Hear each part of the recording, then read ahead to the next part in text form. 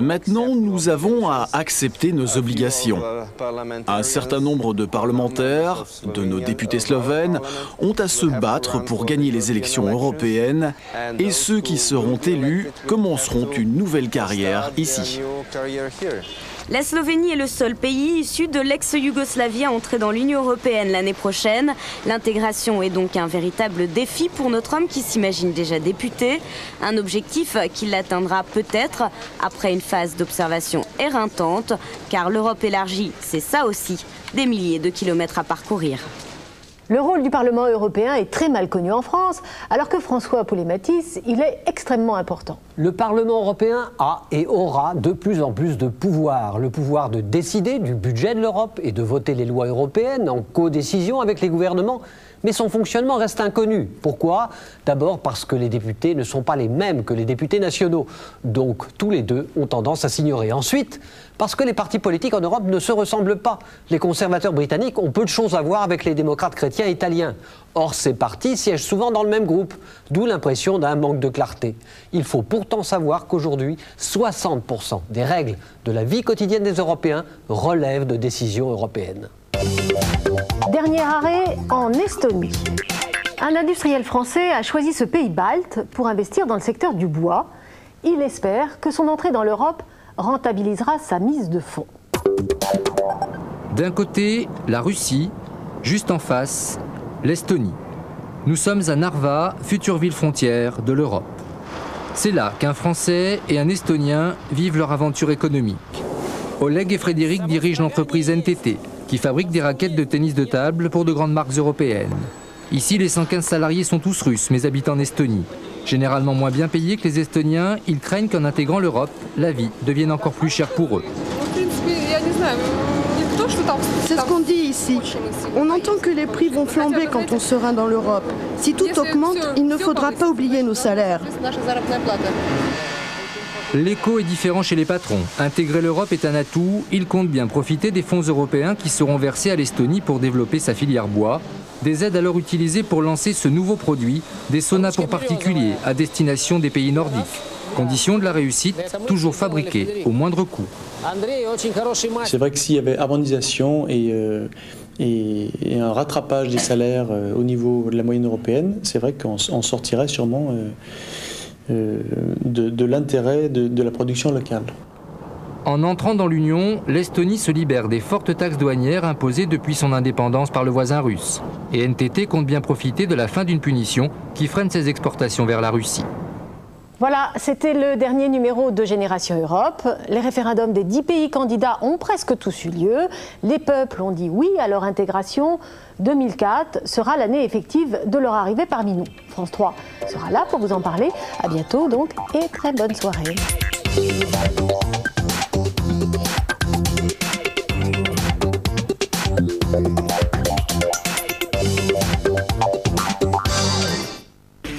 Pas de miracle pour le 15 de France, malgré un beau sursaut d'orgueil. Les Bleus ont capitulé face aux Néo-Zélandais. Tous les temps forts de ce match, c'est dans Tout le sport et c'est juste après la météo. A tout de suite.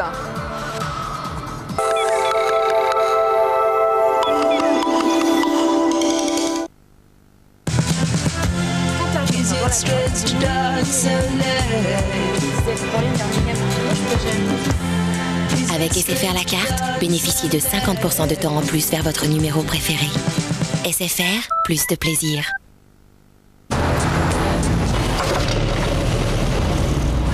Envie d'une sensation de fraîcheur ultime? Jusqu'où êtes-vous fin? Moi, je suis fadouche rafraîchissante. Un plongeon dans la vitalité. Et c'est comme ça tous les matins. Jusqu'où êtes-vous fin?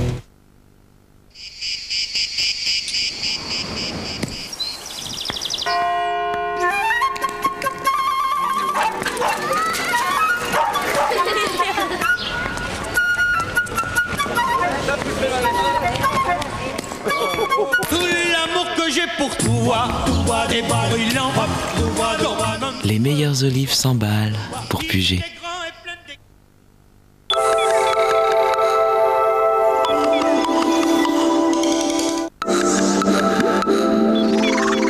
J'ai retrouvé retrouver la trace de mon père. C'est signé M, Marc, Michel, Maurice. Maurice Tascan. Il parle à personne. Ça fait un bail qu'il habite ici et on le voit jamais. Ah, stop! Là. Mon père s'est arrêté dans un village. J'avais à peine 2 mois où il m'a laissé. Vous êtes de la famille? Oui. Non, je sais pas. Faut insister. Alors quoi, qu'est-ce que vous... Je crois que vous êtes mon père, monsieur Tascan. Ma mère s'appelait Marie Villeneuve. Je connais pas. Tu sais, je lui demande pas de m'aimer. Je voudrais comprendre, c'est tout. Y a rien à comprendre, Benoît. Un salaud, c'est un salaud. Pardonne-moi, Marie, mais je peux pas. C'est trop tard. Jean-Marc Thibault, Michel Duchossois. Je sais que c'est pas facile de te trouver, toi. Choisir son père, ce soir, à 20h55 sur France 3. On s'est pas déjà rencontrés quelque part? Ah, si. Pour tout savoir sur le temps, on peut compter sur France 3 avec Monsieur Bricolage.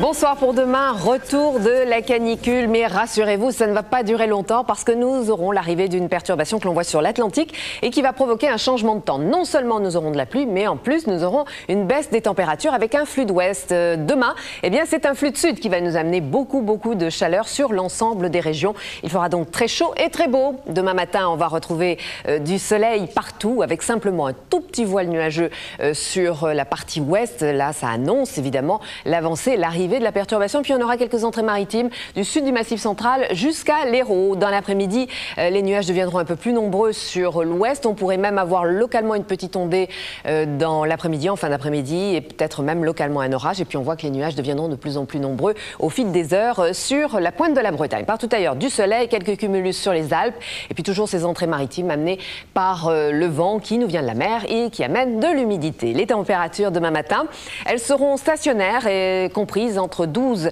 et 17 degrés sur la moitié nord. Elles varieront entre 13 et 22 degrés sur la moitié sud.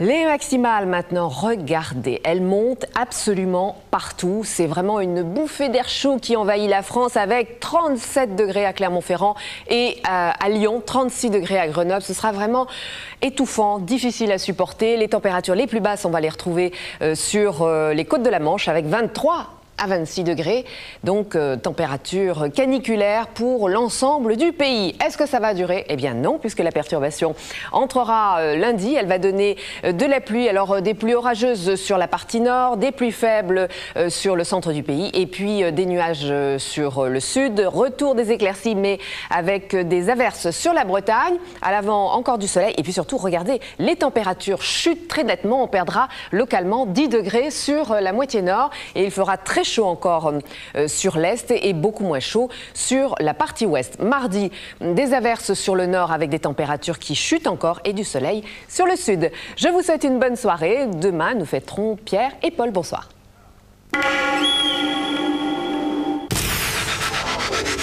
C'était la météo avec Monsieur Bricolage. Le Fortus Boyardus avait raison. Caché au cœur de l'océan, il existait un trésor fabuleux, inestimable.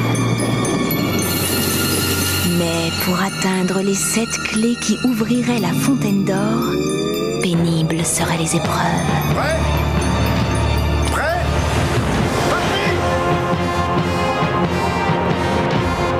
Ce soir, avec Sarah Lelouch et Olivier Mine, le vaisseau de pierre vous livre ses nouveaux secrets.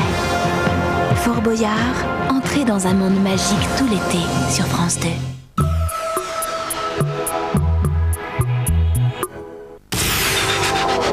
Jouez au grand jeu avec Plus Pharmacie Magazine en répondant à cette question.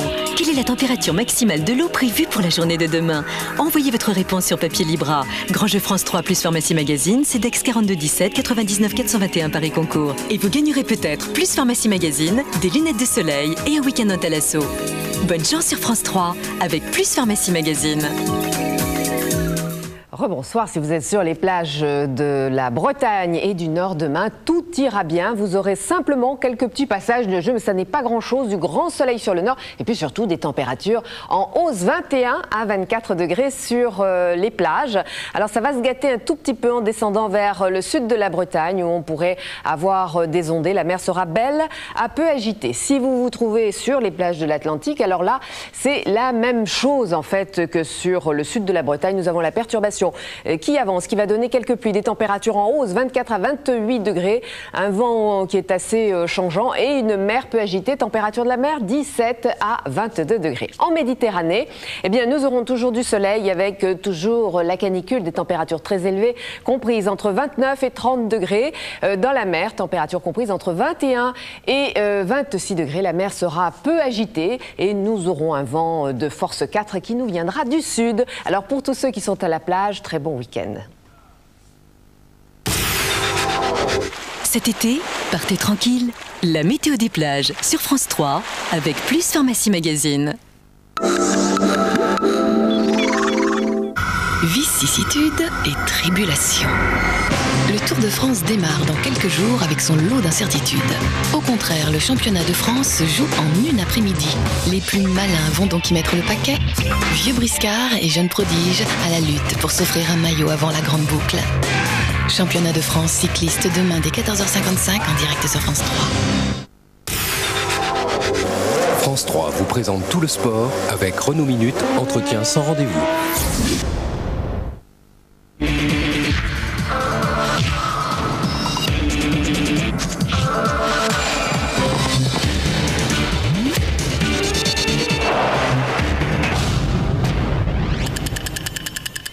Bonsoir, les Bleus contre les Blacks, c'est toute une histoire. Cette fois, c'était le tout dernier match d'une douloureuse tournée aux antipodes. Alors, on craignait la déroute du 15 de France. Eh bien, le 15 de France a fait de la résistance, conquérant, mais une fois encore dominé. Laurent Belay.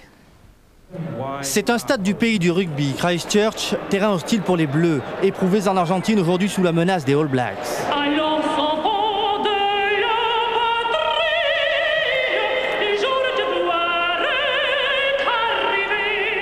Évidemment, un tel hymne, cela donne des frissons dans les jambes de Jerry Collins, le dynamique numéro 8 All Blacks. À ce moment-là, la France mène 3-0. Mais sur cette action, les Blacks libèrent rapidement le ballon, qu'exploite au mieux Carlos Spencer. Celui-ci décale Joe Okosoko, les Blacks mènent 7-3. Joe Okosoko, on le retrouve 6 minutes plus tard, après une impeccable conquête en touche et une judicieuse passe intérieure de Spencer. Les illusions françaises, nées d'un bon début de partie, s'envolent. 20e minute, 14-3 pour les All Blacks. Maître du ballon en première mi-temps et qui inscrivent un autre essai. Après plusieurs temps de jeu, Okosoko, toujours lui, en bout de ligne, marque son 3e essai personnel. 27e minute et déjà 19-3 pour les hommes en noir. Alors il reste la fierté et la vaillance. Les Bleus relèvent le défi du jeu, avancent enfin. La suite, c'est l'inspiration de Michalak, dont la passe intérieure permet à Marconnet de marquer un bel essai, 19-13 à la mi-temps. 3 pénalités de Carter en deuxième mi-temps ne parviennent pas à éteindre les velléités françaises. À 12 minutes de la fin, Merceron-Serge Zion, la France revient à 28-20. Et même 28-23, lorsque Traille, de près de 50 mètres, fait miroiter un possible exploit. Mais une dernière pénalité de Carter scelle définitivement la victoire des Blacks, 31-23. Il ne faut pas positiver trop non plus, on a perdu je crois, mais je crois que l'équipe a été digne, elle a fait un bon match à la hauteur de ce que je pensais qu'elle était capable de faire. C'est plein d'espoir effectivement, et c'est encourageant parce que moi je préfère avoir une équipe de France comme ça, même si elle perd, effectivement, qui donne tout, qui tente tout, qui a du courage, qui a du cœur et qui a, je crois surtout, de l'humilité et de la confiance, parce que je crois que c'est ça qu'il nous faut aussi. C'est la leçon de ce bon match de rugby, quand une défaite peut être rassurante pour des Français qui ont encore perdu, mais qui repartent du pays du rugby avec quelques assurances sur leur véritable niveau à 103 jours de la Coupe du Monde. Et pendant ce temps-là, les Pumas argentins, qui pour mémoire ont affligé 2 défaites au 15 de France, eh bien ils ont capitulé face aux Sud-Africains, le score 26-25. Wimbledon, la saga sur gazon continue ce soir. Sébastien Grosjean a peiné, le voilà, il a assuré sa qualification en 8e de finale en 4-7 face au Sud-Africain Wesley Woody. 6-7, 6-2, 6-4, 6-4. C'est la deuxième fois que Grosjean atteint ce stade de la compétition à Wimbledon. La dernière fois, c'était en 98. Et l'autre Française qualifiée, eh bien c'est tout simplement Marie Pierce. Elle a renoué avec l'entraîneur qui l'avait poussée à la victoire en Australie en 98 encore, monsieur Sven Gronveld. Et Nicolas Vinois, lui, a assisté à la renaissance de Marie Pierce. Regardez. Qui peut y croire vraiment? Marie Pierce, sévèrement éliminée il y a un mois dès le premier tour de Roland-Garros, se retrouve aujourd'hui la seule Française présente en 2e semaine à Wimbledon. Je suis contente, je suis aussi fière de moi. Et puis oui, après Roland, j'ai pris un peu de recul et je suis allée à Amsterdam, j'ai commencé à travailler de nouveau avec Sven. Et puis on a pas mal parlé, discuté, et puis on a décidé de venir jouer ici, et puis voilà. Et voilà comment, pour la 4e fois de sa carrière, Mary Pierce, 86e joueuse mondiale aujourd'hui, se retrouve en effet en 8e de finale ici, grâce à une victoire très serrée cet après-midi sur Lisa Raymond, l'américaine, tête de série numéro 23. La Française perd ainsi la première manche, 6-4 en accumulant les fautes directes et en étant incapable de retourner correctement la première balle de service de son adversaire. Je pense que j'ai mis un peu trop de pression sur moi-même. Je voulais tellement gagner le match et puis j'étais crispée. Et dans le 2e set et 3e set, je me suis dit détends-toi, relâche, joue tes coups et ne pense plus à gagner ni perdre. Et voilà, j'ai mieux joué. Un break lui suffit ainsi à égaliser à 1-7 partout, 6-3 pour la Française. Dans la 2e manche, le dernier set voit enfin Mary Pierce passer à 2 points de l'élimination à 5-4 pour l'américaine avant que Mary s'impose finalement en un peu plus de 2 heures de jeu, 4-6, 6-3, 7-5. Et lundi, en 8e de finale, tirage gratiné pour Mary Pierce qui sera opposée à la Belge Justine Henin, victorieuse internationale de Roland-Garros. Les autres résultats, la Française Émilie Loit battue sèchement, qualification sans souci pour Serena Williams et Jennifer Capriati. Dans le tableau masculin, la victoire l'arrachée pour André Agassi face au Marocain El Anaoui. En 8e de finale, Agassi jouera contre Marc Philippoussis, lui aussi malmené en 4-7. Plus près de chez nous, le Grand Prix de moto des Pays-Bas sur le circuit d'Assen, c'est une épreuve mythique. Alors quand la pluie s'en mêle, c'est pas le Grand Bleu, mais ça y ressemble. Richard Coffin. Entre la combinaison de plongée et celle de moto, pas évident de choisir. Moto Grand Prix à Assen, c'est un après-midi en apnée, sous l'eau. Beaucoup de pluie pour les motos et un objectif, tenir les 240 chevaux sur une piste détrempée. Dans ces conditions, le seul à s'amuser s'appelle CT Giberno. L'Espagnol aime la pluie, il prend le meilleur départ et s'échappe avec Max Biaggi. Le ballet se poursuit jusqu'au 11e tour. Il revient alors sur Gary McCoy, attardé. Giberno le dépasse, mais l'Italien est gêné. Résultat, l'Espagnol en profite et file vers un succès. Max Biaggi est 2e. Derrière, Valentino Rossi reste sage. Il assure sa 3e place devant Checa. La course est moins tranquille pour Olivier Jacques, mais le Français résiste face à Capirossi et sauve sa 5e place. CT Giberno, lui, s'offre donc sa 3e victoire de la saison. Il est 2e du championnat du monde derrière Valentino Rossi. À Assen, d'autres savourent également. 250, Sylvain Guintoli réalise la meilleure performance de sa carrière. Il est 3e. C'est vraiment une grande joie aujourd'hui. Premier podium et j'espère que je vais arriver à monter sur ce podium plus souvent. En tout cas, c'est vraiment très grande joie aujourd'hui. Pas de chance en revanche pour Randy Depugné, contraint à l'abandon comme Arnaud Vincent en 125. Des malheurs loin d'Anthony West, premier sur le podium devant Battaini. Sur la 3e marche, Guintoli rayonne. À Assen, un Français a le sourire, même sous la pluie. Et en F1, le Grand Prix d'Europe, la 9e manche du championnat du monde sur le Nürburgring en Allemagne. Et la pole position, la première de sa carrière pour le Finlandais Kimi Raikkonen, qui devance en première ligne l'Allemand Michael Schumacher de 32 millièmes de seconde seulement. Le petit frère Ralf partira en 2e ligne, 4e ligne pour le Français Olivier Panis. Du foot, demain en finale de la Coupe des Confédérations, la France affronte le Cameroun dans un contexte particulièrement douloureux. On connaîtra d'ailleurs sans doute mercredi les raisons du décès brutal du Camerounais Marc-Vivien Foé. En attendant, puisqu'il faut bien continuer à jouer dans la petite finale cet après-midi, la Turquie défiait la Colombie. La médaille en chocolat revient à la Turquie, ici en blanc. Victorieux 2-1 de la Colombie grâce à ce but d'Okan Yilmaz à 4 minutes de la fin. Les Turcs terminent leur Coupe des Confédérations en beauté. Et après le gazon de Wimbledon, voici celui de Saint-Quentin-en-Yvelines. L'Anglais Philippe Golding prend la tête du classement à l'issue du 3e tour de l'Open de France. Le Français Raphaël Jacquelin, 7e, à seulement 2 coups du leader, a donc encore toutes les chances de monter sur le podium demain. Première étape de la Golden League à Oslo et meilleure performance mondiale de l'année pour Beran Adere sur 5000 mètres en 14 minutes 29 secondes et 32 centièmes. L'Éthiopienne échoue à un peu plus d'1 seconde du record du monde établi il y a 6 ans par la Chinoise Jiang Bo. Voici la nouvelle championne de France de cyclisme sur route 2003. Sonia Huguet, 28 ans, remporte son premier titre à Plumelec juste devant Marilyn Salvetta et Delphine Guille. Jeannie Longo, première du contre-la-montre avant-hier, termine à la 12e place. Et demain, à partir de 14h55, place aux garçons, le championnat de France sur route en direct de Plumelec. 90 escrimeurs, 11 nations. Demain à Paris, c'est l'ouverture du championnat d'Europe d'escrime handisport avec une marraine de luxe, Annelise Touya, championne du monde de sabre. Le reportage de Gaël Robic. Annelise Touya, 21 ans, championne du monde de sabre. Face à elle, Moez Elassine, première sélection pour les championnats d'Europe handisport. Entre les deux, plus qu'un simple assaut, le symbole d'une véritable collaboration entre valides et invalides. Car en fauteuil, l'escrime prend une toute autre dimension. L'escrime pour moi ça reste quand même un sport de jambes au niveau de la distance. Donc là on joue tout ce qui est des jambes et remonte vers le haut, on joue avec le buste, c'est vraiment une redécouverte.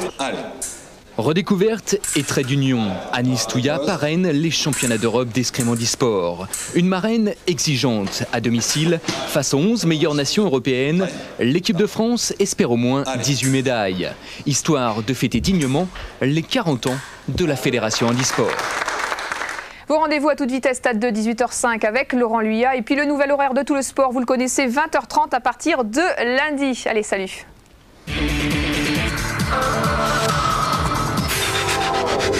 France 3 vous a présenté Tout le Sport avec Renault Minute, service de Renault.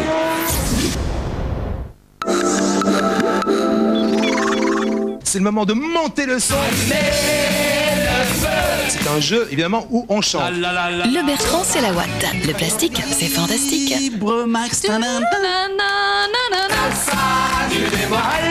Les mystères du piano-quai, du casque à fond, du Morphostar, vous ne connaissez pas encore. 2 points pour les artistes. Hit Story, c'est le dessert que sert l'invraisemblable homme des hits dans une ambiance. Hit Story survitaminé par Plastique Bertrand, c'est le jeu musical de votre été dès lundi 19h55 sur France 3.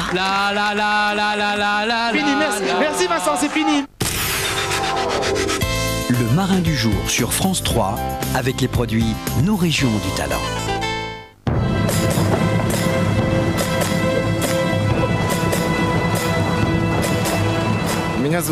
Je m'appelle Mikhail Konoplev, je suis élève à l'Académie maritime Makarov de Saint-Pétersbourg. J'ai fini ma 2e année d'études et je commence mon stage pratique sur le voilier Mir.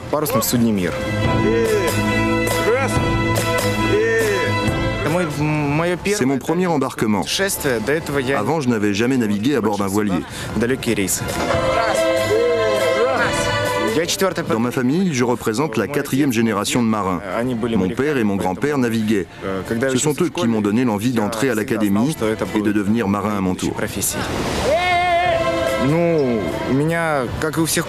Le rythme de vie est le même pour tous les cadets.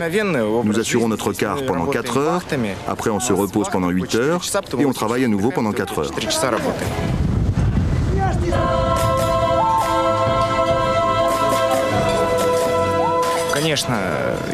J'espère voir beaucoup de pays.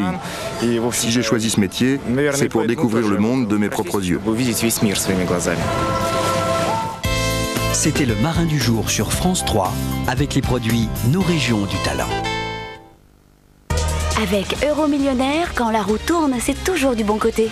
Que le jeu 3 étoiles commence tout de suite sur France 3.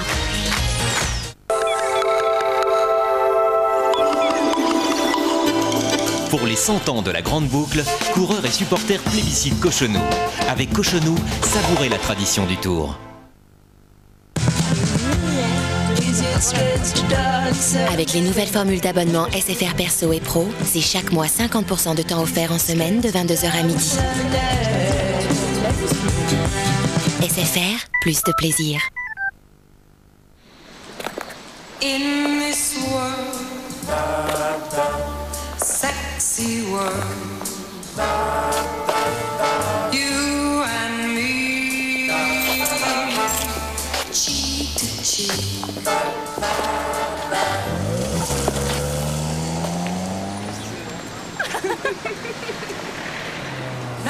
Nouvelle Toyota Corolla 115 chevaux Common Rail, un turbo diesel dont on peut être fier.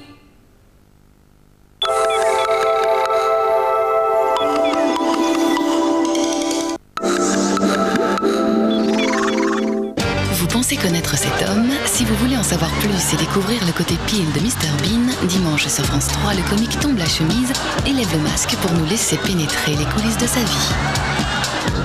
Des premiers succès d'adolescents à la reconnaissance internationale, vous saurez tout sur l'irrésistible ascension de Mr Bean. L'histoire de Mr Bean, demain à 23h15 sur France 3.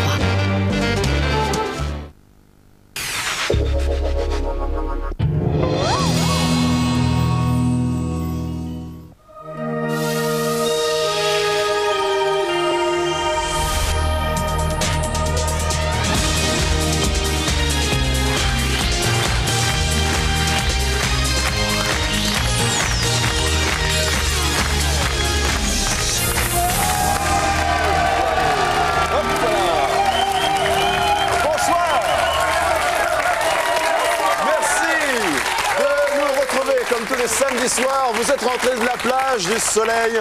Eh bien, soyez les bienvenus. Nous allons partager ensemble de grands moments de soleil, de lumière et de chaleur avec nos grands gagnants de la semaine qui repartiront tous d'ici avec une somme allant de 20 000 à 1 million d'euros.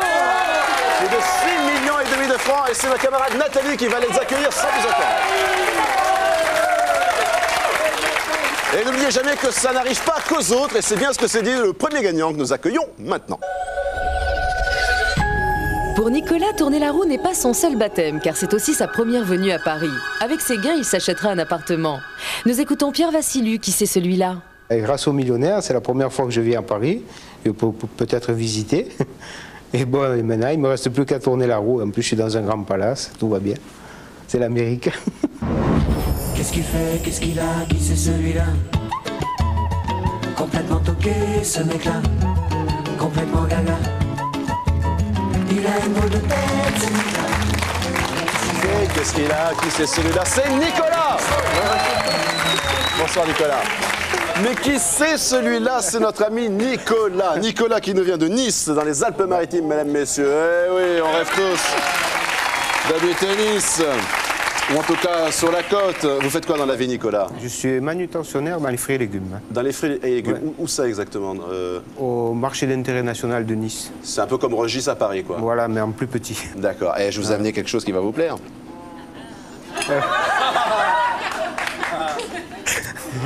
La banane, la banane. El bananos, bananas. En plus, elles sont frères et sœurs. Ouais. Regardez, vous voyez? Est-ce qu'on va bien comme ça? C'est rigolo ça. Alors, quand on fait ça, tac, forcément, bah oui, pour les manger, on sépare le frère et la sœur. Eh bien oui. Donc ça veut dire qu'il y a un lien. Il y a un lien que je vais un petit peu te séparer pour l'instant, mais il y a vraiment un lien entre ces deux bananes. Vous allez voir. Tiens, je vais les mettre ensemble, on va les mettre comme ça, voilà. Tiens, par exemple, vous allez me dire, je prends le couteau et je vais suivre la banane comme ceci, et vous allez, à l'instant, vous me direz stop quand vous le sentez. Stop. Ici? Ouais. Donc je coupe la banane. I cut the banana, the bananos, on ne sait plus trop. Ça veut donc dire maintenant, mesdames, messieurs, que comme il y a un lien invisible entre ces deux bananes, si maintenant, je pèle celle-ci, elle ressent la douleur. Oh oui, attention. Donc, I pèle. Yes, I pèle. It is an international trick. Et regardez bien. Au tiers de la banana. Au tiers de la banana, que se passe-t-il? Eh ben, elle est coupée. Pareil. Et voilà, les liens invisibles entre les éléments. Il y en a plein des liens invisibles, tout comme celui qui vous a amené à découvrir ces 3 étoiles sur le ticket gagnant. Et on va découvrir votre gain maintenant. Venez avec moi, s'il vous plaît, mon cher Nicolas. Allons-y. Hop, hop.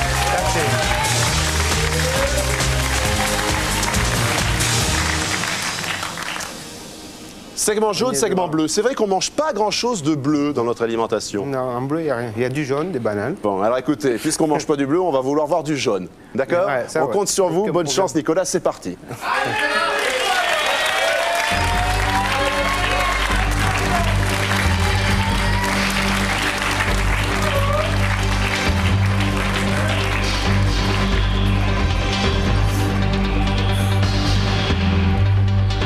Alors du coup, vous dormez la journée? Vous récupérez? Je fais une sieste l'après-midi, puis je dors. Enfin, j'essaie de dormir un peu la nuit. Ouais. Sinon, comme ça, je ne suis pas complètement décalé. Si on vous avait dit que vous vous retrouveriez sous la lumière, regardez. Regardez ce que cette balle vous réserve. 20 000 € tout rond, plus de 130 000 francs. Une très jolie somme de quoi? Faire un beau voyage ou concrétiser un projet. Bon voyage. Nicolas, je vous remercie infiniment de votre venue. Bon courage. Merci. On vous applaudit. Merci infiniment. Bon retour sur Nice. 20 000 €. Sans plus attendre, on va à la rencontre d'une nouvelle profession avec ce nouveau gagnant. Maurice était